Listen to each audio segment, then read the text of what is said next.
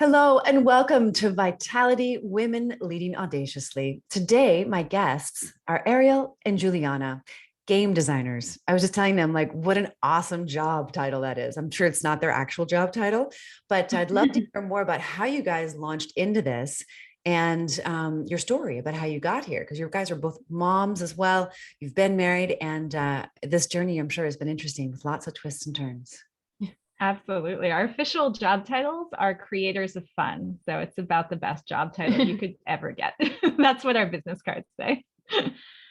So cool. So tell us, yeah, where are you from? Like, how did it all happen?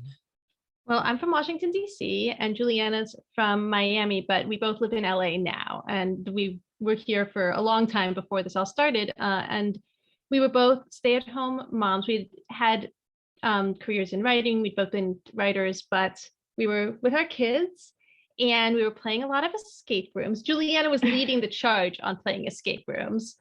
But it's, escape rooms are expensive and you have to get babysitters. So we really wanted to play an escape room at home. And at the time, one didn't exist. So we thought this is such a great idea. Like, the people who have at-home game nights and the people who play escape rooms are the same people, and there should be a product on the market for them.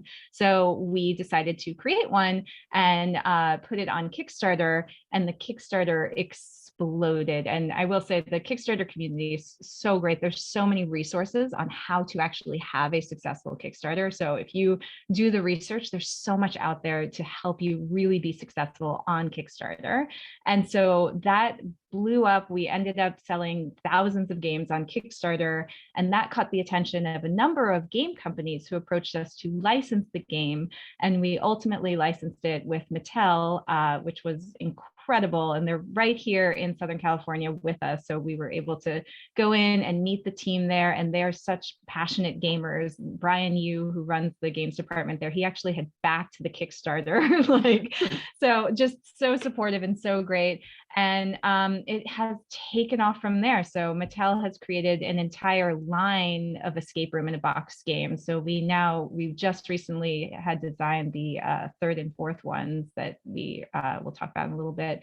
And then we've gone on to design so many other things, both in the at-home tabletop game market, but also, we've worked with theme parks, we've done music festivals and conventions, we've done marketing and PR for film and TV. So it's just branched out into so many worlds, because really puzzles and games are such a great way to get your audience to interact with the brand. So we've worked in all different kind of mediums, which is so fun.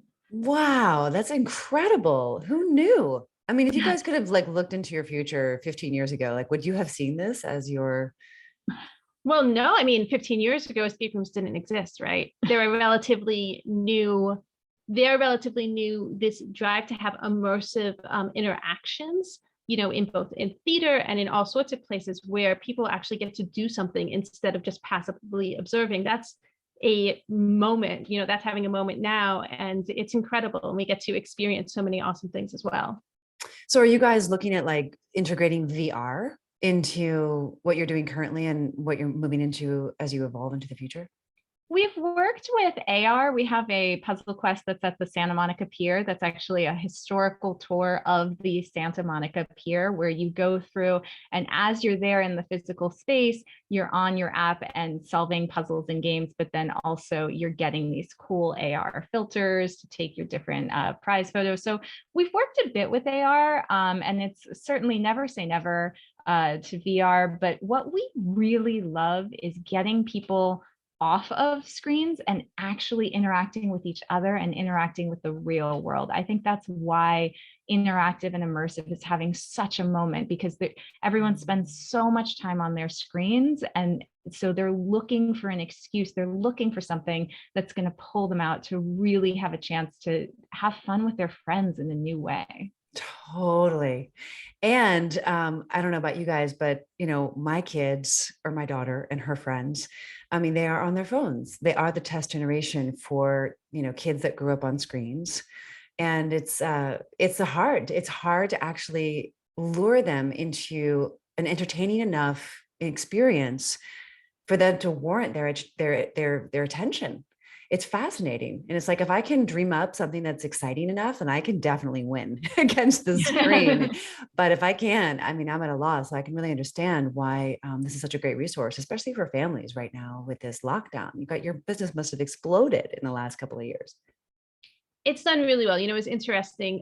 2000, gosh, was it 2019 or 2020 now? I'm losing all track of time. But it was supposed to be the year, you know, when the pandemic hit, that was supposed to be our year to do so many conventions and music festivals. And that first month, we lost a lot of jobs, you know, as everything got canceled. But then, and so, you know, we were worried, obviously, but then as everything went virtual, we were the top of a lot of people's lists because they were like, oh, wait, you know how to do at-home experiences. So, you know, suddenly we were getting calls from people, you know, we worked on like The Invisible Man, CW's Nancy Drew, the Sony escape room movies, because these places would in normal times have had an in-person premiere, but they needed something to send to influencers instead, and they came to us. So it ended up being really great. That's and we got so to work cool. with really cool projects. That's awesome. So you guys are both moms. You both have 2 children, right?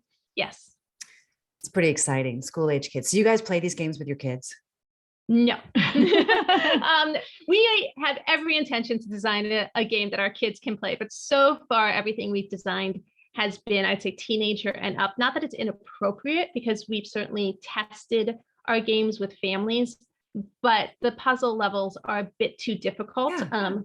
But we want to design something that our kids can play. Yeah, we've got a few things in the works right now that will be like, well, okay, we can test this with our kids, and that'll be really fun. So for sure, we will have something come out that we can play with our kids at some point. But everything that we've done up till now, it's more targeted towards family with somewhat older kids and adults. Yeah, I get it. Yeah, totally. I'm a little intimidated by the whole escape room idea. I'll be honest. There's like a lot of pressure, and like, you know, if you're not particularly good at puzzles or riddles, like it can be, you know, confronting. Well, So, I have a couple things to say to that. We have things. All right. All right, I want to hear it. Yeah. As a woman, let me say, in our play tests, Which is when you test the game with players before you put it out. Right, because we play test our games a lot to make sure they're fun, right? It's always the women who say that they're not very good at puzzles. And then it's the women who have the right answer who are quietly saying, maybe should we maybe look at this? And there's the, you know, the loud wrong guys who are like, no, it's definitely this. And the woman is right. So, you know, even if you think you're bad at puzzles, the best puzzles are designed in a way that that you can get there with your logic. And women, and especially moms, are so good at multitasking and thinking of so many different things and putting together so many different things that I guarantee you are good at puzzles. I am actually good at very complicated puzzles. It's true. I'm very good at seeing patterns. I'm really good at, but like, you know, when you sit down in those formal settings, you know, and you're like, okay, who's going to do this first? And then, you know, the pressure, I get it. You know, you go into an escape room and you only have an hour to finish it. That is a lot of pressure. When you have it, I'm going to make a hard pitch here for our games because you bring them home. So yes, the box says that you're going to turn into a werewolf if you don't solve the puzzle in an hour.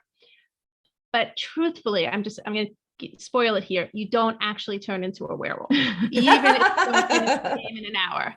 So, and it's just on your dining room table. Right. You can finish it. No one is kicking you out. Right. You know, however much money you spent, you get to finish the game no matter what. Yeah, your kid can wake up in the middle of the night and you need to go put them back down to bed, and then you can come back and finish the game. It's totally on your schedule. That's I love it. At-home escape room. Oh, so cool. You know, anxiety is an all-time high for teenagers, especially. I mean, I would think this would be kind of a positive anxiety though, because it's like, you know, creating cohesion and creating connection and creating engagement, like you said. But do you ever call it my meditation? Like this was a chance for me to forget about all of the other things that were going on in my life and, you know, driving me crazy, and know that if I focus on this has very clear and concrete steps in order to succeed. It's a solvable problem where you can feel accomplished. So I think it's actually a really good antidote to so much of the anxiety that's happening in the world right now, where you're like, I don't know what to do about the pandemic, but I can solve this and that'll make me feel better. Right. Yeah. And I mean, I don't know about you guys, but as a single mom, I haven't had a lot of time to date since I've been divorced. I've been divorced about I don't know, almost 12 years now. And I've always been looking for ways to like, I don't want to say vet, but see if like the guy that I'm interested in is a viable option for me because there's a lot at risk and my time is super, super valuable. I want to spend the most of it with my kids as possible. And I find games are actually a great way to get people's true colors to shine through. What is your take on that? Oh yeah, absolutely. And in that case, go to an in-person escape room where you are going to be put under pressure, right? Because you really get to see someone when they feel like they're about to not get out and are, what is that person like under pressure? So in that case, I say go for the full pressure, make sure it's an expensive escape room, a hard one, has a very low escape, rate. Right. And then like person and really find out about them. Yeah. Right. Are they cheating? Are they like cutting corners? Like, it's such a great way to get people to show their true colors. Like when competition comes in and, it's so interesting, isn't it? Are they supporting you and your wins and recognizing when you're kind of quietly saying like, guys, maybe we should try this? Are they like, oh yeah, she said we should try that? Or are they like talking over you and disregarding all your suggestions? It's very informative. Oh, it's so good. So many applications. I mean, I think you guys probably don't feel like you have any limitations really in terms of what you're creating and where you're going and what you're expanding into. Yeah, our company motto is finding new ways to play. So that's what we're always looking for. Like, how do we take it to the next level into a space where it might not have been explored before and bring gaming and puzzling and all of these really cool experiences to new audiences and in new ways. So we're always looking for the next way to do this. That is so exciting. And I feel like as adults, we don't play enough. And we look at play as like sex or alcohol or other avenues that are not as fulfilling as like true play.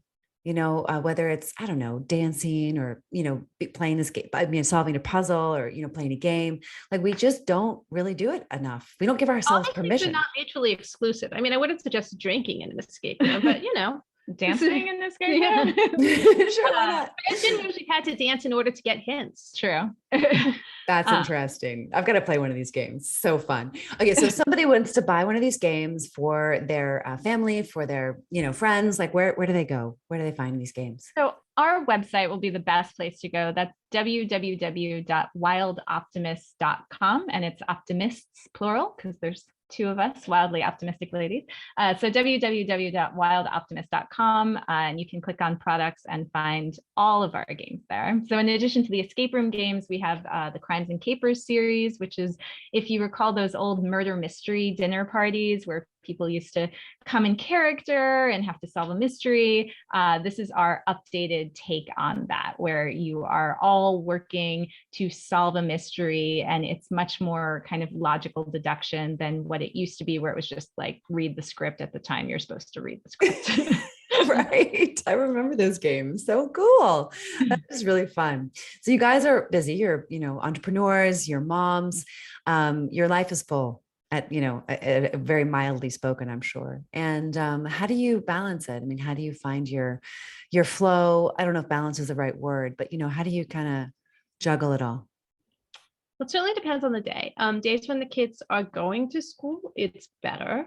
There's been a lot of random days home recently, right? Because of, we have been lucky so far, but like if another kid in the class has gotten COVID or, whatever it is, there's been a lot of days home. And so I would say those days are very hard to balance, but you put on a movie and you can get like at least an hour of email done.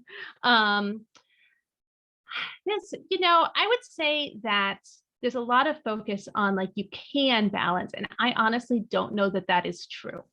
I think that I think you just can't. And we just have to sort of work through that, but not put quite so much pressure on ourselves to succeed in all the ways. And if there is a day when you can't get as much work done because the kid is homesick, it's really great to have a partner so that we can cover for each other when that happens. Nice. But I think being sort of nicer to ourselves when we don't succeed at balancing and doing everything is maybe a thought process we should be having more versus like, no, I have to get all of the things done or else I'm a failure. Yeah, it's a lot of pressure to put on yourself. I know I do it. I do it. And it's like funny when you let that pressure go, it's not like you get less done. Yeah, or even if you do sometimes get less done, I think this has been a difficult thing for me to learn, but also an incredibly valuable thing to learn that, I think as moms and professionals, and you're always trying to be like all of the things, and I'm going to get all of the things done. And it's like incredible how much I can get done. But then there have been times where it's like, if that's just not possible, that's okay too. And giving yourself that permission to say, it's okay. You've done a lot. You'll continue to do a lot. But if today you just didn't, and today you had to kind of just take some time, or today you had to take care of a sick child, that's okay. I love it. It's wildly optimistic, accepting and loving. It's really sweet. And I mean, our kids need to see that too, because honestly, they get really hard on themselves too. And even if we're not overtly doing it, they're so astute. I don't know about you guys, but I find that my daughter's so astute. Whatever I'm going through emotionally, she's picking up on, even if I'm trying to like mask it, because I don't really want to model that for her. There's just nothing I can really hide from this child. Oh my goodness. Yeah, absolutely. They pick up on everything. There's no question. It is incredible. But when you're like feeling kind of low, because we all have those days, you've been taking care of sick kids or kids that have been home from school. So you got to be like the chief chef and the housekeeper and the educator and the screen time manager. So like, how do you recharge? What's your go-to? So I have a few. I mean, I think I'm very lucky in that a thing that really does recharge me is actually research for work, in that playing escape rooms and playing games and having, as I was talking about before, these kind of bite-sized manageable challenges that I can take on and then go through, and then, we've solved the room or we played the game and I feel like, okay, that was like a fun chance to relax and recharge. That is, I think, incredibly restorative for me. And then massages, if I can run and get them. Nice. I love it. Good for you. Did you play games before this career came into play? You did. Okay. That's interesting. That's so cool. So on some level, you probably manifested it, because if you really love it like that, like it's in your we were heart. both lifelong passionate gamers. And so this has always been a part of our lives. That is so cool. Nice. How about you, Ariel? Yeah, in terms of self-care. Yeah, like what you do to kind of recharge. A massage is also great when I can run out and do it. If I don't have time for that, I'll, lie down for 20 minutes or play a couple minutes of a video game. Just anything where I can kind of shut down my brain is important. And you're doing yoga regularly too, I think, is helping. I'm trying to do yoga regularly. Yeah. Yoga is the best. Well, it's but really... even like 5 minutes of yoga, does help. Yeah, I love that you said that, because a lot of the people who are listening, a lot of our listeners, a lot of the women are constantly feeling overwhelmed, and they don't always realize that they can give themselves permission, like you guys were talking about earlier, to shut down, to play a video game, to read, to, just 5 minutes of yoga. It can be enough. And so I think it's helpful when we share our stories, to help, our audience, you guys out there listening, like it's enough, to take 5 minutes. It can actually change your entire afternoon. It can make you a better parent. It can make you more productive at work. So it's really valuable. So I really appreciate you guys sharing what you do, because everyone's really different, actually. Yeah. And that guilt that sometimes we have because we shouldn't be doing this, or we should be more productive doing that, like that actually takes so much energy, so much. Yeah, I think having someone in your life, and I will thank Ariel for being, I'm like, well, we have to, respond to this email, and I have to write up the proposal for this and blah, blah, blah. But like, I think, my kid was up in the middle of the night and I'm exhausted. I didn't get any sleep. Like, she is really good at being that external voice that's like, take a nap. Like, we can get all of that stuff done. Like, I'll take this off your plate, and then this you can just do tomorrow. Like, it's not due right now. You need to go take a nap, because you will be far more productive after that than if you try to just push through. That's amazing. So you guys were friends before you became business partners, it sounds like. Yes, but not for as long as would probably have been, She was one of my newest friends. Yeah. Yeah, I would say. And then, yeah, we just both had these similar interests of gaming and then escape rooms. And then once we had the idea, and we were both so excited about the idea. And then she became the person who I text and talk to more than anyone else. Yeah. And so if you look at just the amount of like conversation and time spent together, even though like timeline wise, she's one of the newer people in my life, time interacting wise, she's probably at like the top of the pile. Totally. I wanted to name my daughter Ariel actually, but her dad wasn't really into it. Apparently, like in Europe, it just has a couple different. It's really for men, actually. I think in Germany and Switzerland and France, it's less so for a girl. And it's the name of like a laundry detergent. But I didn't care. I think it's a beautiful and name. a brand of toilet paper. Oh, is it? Okay, there you go. But I just love the name. I just think it's just so beautiful. I too am from Washington, D.C. originally. Just out northern. Well, I grew up, my mom was in Northern Virginia and my dad was like in Bethesda. I'm from Bethesda. Okay, there you go. Yeah. So he lived off of Sangamore and Mass Ave. So over there. So yeah, so it's just it's a beautiful, beautiful place to grow up. Yeah, it's lovely over there. Yeah. And actually my daughter's middle name is Juliet. So when I saw your names, I was like, oh, I love this. You know, like, these guys are just, and then your energy is just incredible. For those of you who can't see them right now, there's a kinship, you know, I thought they were sisters when I first saw them. Many people. Yeah. We've even been asked twins. Like, are you twins? Well, you guys don't look alike, but you just have this energy about you, you know, and I love that you support each other in the ways that you do, because that's just going to ensure your long-term success. And I have to say that I coach a lot of doctors, and a lot of these career doctors who are at the top of their field at Hopkins, they have like 3 full-time jobs. And they're totally worn out and there's zero play in their lives. And many of them are trying to get their health back on track because they're running themselves into the ground and they're going to burn out in their 60s. Then they're not quite ready to retire. And I just can't emphasize enough how important it is to play to our listeners, and that there's so many different ways that play shows up. And I love this inspiration that you guys are giving us. Thank you. Yeah, there's so many scientific studies on, you know, like how your brain actually works better and is more creative and just better, like clearer thinking after you've given it that recreation time, like after you've given it that break where you're like, hey, right now, just have fun. Like you don't need to work too hard. And we as game designers have to keep that in mind, that when people are playing these games, their brains are in that recreation mode. So like when we first started, I think there was a lot of, oh, we'll just, you know, write these kind of instructions or whatever it is, and just learning. People don't read, people aren't following instructions because their brains are in these recreational modes. So you have to signpost in other ways using, you know, shapes or colors or fonts, whatever, to kind of get them to the place that you want them to make the connections that they make.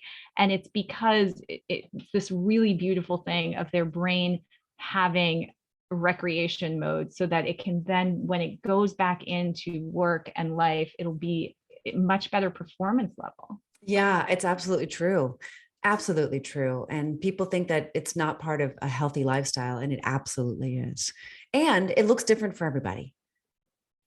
Yeah, absolutely. I think giving people a framework too, because especially as adults, we're so far from it. You know, if you say to kids like, all right, everyone, now dance. They're dancing. And we're like, now you're an elephant. And now they're all elephants. And adults are like, what are you doing? I don't know how to be an elephant. Right. You know how to be an elephant, but okay, we'll give you like a slower on-ramp. So I think that board games and, you know, even interactive experiences, but they give adults those guides and those signposts that they need to say, here's how you can kind of come in, and here's how you can start to let go, and here's how you can start to play, so that they can have those same wonderful experiences. Yeah, amazing. I love it.